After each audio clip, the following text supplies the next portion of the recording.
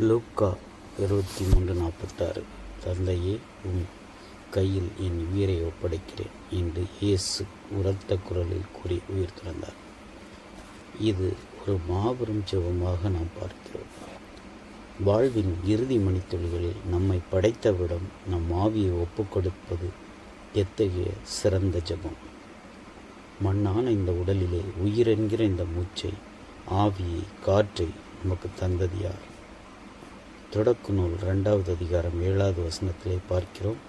அப்பொழுது ஆண்டவராகிய கடவுள் நிலத்தில் மண்ணால் மனிதனை உருவாக்கி அவன் நாசிகளில் உயிர் மூச்சை ஊத மனிதன் உயிர் உள்ளவன் ஆனான்.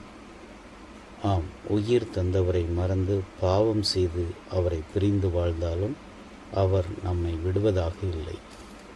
நம் ஒரே மகன் இயேசு கிறிஸ்துவை அனுப்பி பாடுகள் ஏற்று சிலுவை சுமந்து சிலுவையில் தொங்கி கடைசி சொட்டு இரத்தம் வரை நமக்காக சிந்தி அவருடைய ஆவியை மட்டும் ஒப்புக் கொடுக்கவில்லை.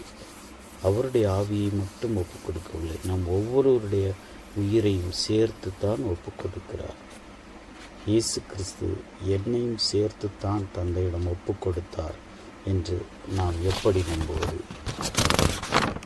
அவர் எதற்காக தன்னுயிரை தந்து நம்மை இந்த உலகத்துக்கு அனுப்பினாரோ அந்த சித்தத்தை நிறைவேற்றி வாழும்போது திருத்துதர் பணி 7:59 பார்க்கிறோம்.